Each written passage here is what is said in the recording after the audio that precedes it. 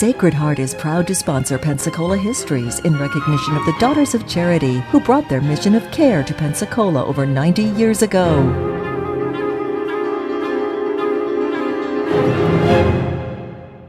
Hello and welcome to our continuing story of Pensacola, Florida, North America's first place city. And in this episode we begin the examination of Pensacola's love affair with the automobile. Now, in the 21st century, we look about and we know that in Escambia County, for example, we have something in excess of 300,000 people. And people today, many folks know that traffic becomes difficult at times, but a few people recognize that we have well over 200,000 motor vehicles in use either by residents or individuals and families, but also in commerce. Over 200,000 vehicles. So I want to turn the calendar back a little over 100 years to about the turn of the 20th century. Now at this point, just about the year 1900, a number of great events were in progress. Bear in mind that to that point, people everywhere were basically dependent on the horse or their legs or the bicycle to move from place to place if they were going short distances. The idea of being able to move quickly it just had never matured. People didn't even dream in those terms. But then, first of all, in Europe, a man by the name of Carl Benz, and then in Massachusetts, a man named Charles Duryea began experimenting with what we came to know, of course, as the internal combustion engine. And the first automobiles took form. Now they were strange-looking things. Well, usually an automobile in those early days looked like a buggy with an engine tacked onto it some way, and the machinery was very unreliable. But step by step, year by year, it became much more effective. And by the year 1900, a man by the name of Ransom Olds in the Detroit area was beginning to manufacture a reasonably suitable, not only dependable automobile, and it was being sold for what was then, not an exorbitant price. Ransom Olds, of course, was not only a manufacturer but a race driver, so that he was the flagship idea of what the automobile might become. When we move into the first few years of the 20th century, and a whole host of men and companies come into being to manufacture vehicles. By the time we reached 1906, for example, there were about 20 that had vehicles that they were very proud of. And so in that year, the first coast-to-coast championship race was conducted, and all of these all these automobiles and their drivers organized themselves, got set to move east out of the city of San Francisco. It took almost 6 weeks for the Packard automobile to become the champion, arriving in one piece in New York City. But that race, even though the time today seems extraordinary, helped to point out all sorts of things that our country needed if the automobile was going to become a prominent part of life, as everyone felt that it must be. And of course, this meant that we had to vastly improve our roads and our highways and our streets. And secondly, we had to find ways of crossing over the many rivers and streams that interfered along the way. And in our own community, in the Escambia County, shortly into this century, the idea of paving a street or a road was just coming into fact. Most of the streets that we had here, except for Palafox and Garden, were basically just formed of clay and sand and kept smooth by periodic scraping. So all of this had to happen. Well, Pensacola people, of course, were very interested in the automobile, and probably, again, this is a probably one or two were brought here for demonstrations. It is probable that Olds sent a car here and that others did as well, so that people could get an idea what they were like, and people became excited.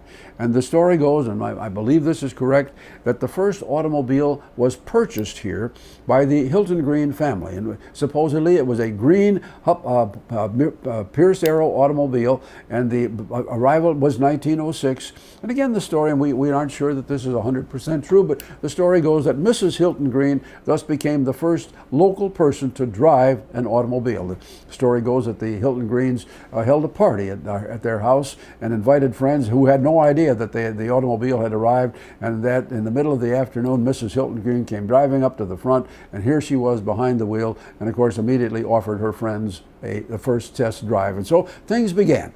Well, we did not get our first automobile franchise in Pensacola until 1910. There were one or two abortive efforts, but they just never came to pass. But in 1910, a man by the name of Leonard Bradley, along with several associates, rented what had been a grocery store on North Balin Street and opened up what they called Bradley Motor Company. Now, the Bradley was selling the Maxwell and the Cadillac automobiles. These were top-of-the-line cars. These were expensive automobiles, but the Bradleys and Bradley and his associates reckoned that by this time people were making money in the lumbering business to a great degree, and there were no taxes, of course. That the Maxwell and the Cadillac were dependable cars, and they would sell them. And so they opened their showroom. They had a mechanical shop in the back. But bear this in mind now.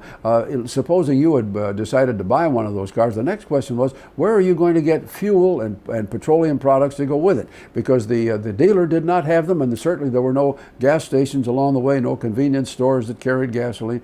So basically, what you had to do was to drive to the closest blacksmith shop, and there were still 3 in the city that were willing to have a supply of gasoline, and they would literally have this not in underground tanks, but in large 55-gallon drums, so that you would drive your car up there and literally by hand would pump gasoline through a hose from their 55-gallon container into the automobile. So that's the way it all began. Now, 3 years before this, in 1907, Henry Ford had gone into production of what became known, of course, as the famous Model T. Ford had several earlier attempts at cars which had been made and tried and just had not made it. But Henry Ford, by 1907, had a new concept, and that was that he was going to utilize a division of labors along his production line, and so be able to make a dependable automobile that was low in price and could be easily afforded by most of the Americans who wanted that kind of transportation. Now, we did not have a Ford dealership in the Pensacola area for several years, but finally the Anderson family purchased that dealership, and they again were among the first few auto dealerships that we had here. But they went on, they bought this, and they remained in the business for 7 years. And then in 1924, the Mulden family, James Mulden and his son, acquired that dealership, and so this is when Mulden Ford began. Now, of course, as we move along, others are coming along. We begin to see people coming along to add additional dealerships. We began to see people selling such things as the Stutz, as the Maxwell, we mentioned the Maxwell before, the Nash, the Hudson, the Essex. All of these become new cars online, and shortly thereafter, here come the Studebakers, and of course we develop a Packard relationship here. And basically, what we had in the early days in Pensacola, and this was fairly standard across the country. Many of the dealerships that opened would have a shop. They would usually occupy what had been a small shop up and down Palafox or Garden or one of the other streets of the commercial area. They would have an office there, and maybe they would have one vehicle that they could show and give test rides. Now, all of the other things that one might do in ordering an automobile had to be done out of catalogs. In other words, you could look at one catalog that detailed the colors of the car, but there were very few choices really, because at first almost all of them were painted black. But nonetheless, if you wanted a certain type of upholstery, if you wanted a different kind of covering for your car, you would order this not by having seen it on the showroom or a showroom floor or in a lot, but basically out of a book. And now you ordered your car, and Mr. Smith, the dealer, would take the order carefully. It would be sent to Detroit, and then it would be brought to Pensacola on the railroad. And the railroad, of course, brought it right into the center of the city, was unloaded, taken to the dealership for final polishing, and that was that. Now, if you happen to be living not in Pensacola, but over let's say in Panama City or St. Andrews or places like Carabel, and you wanted a car, you made the trip to Pensacola, went to the dealer, made the same order or purchase arrangement, and the car arrived. But then to get your car from Pensacola to your home, to your city, you used the steamship tarpon because there was no highway connecting all of these towns along the Gulf. The only really delivery mechanism we had, and this would be true for over 30 years, was the steamship tarpon, and that's the way most of the cars that went to those areas, or virtually all of the cars that went there, were delivered. Okay, now other things, of course, were needed. By the time we get into the middle of the second decade of the 20th century, all sorts of other things are needed because now more and more people are buying automobiles.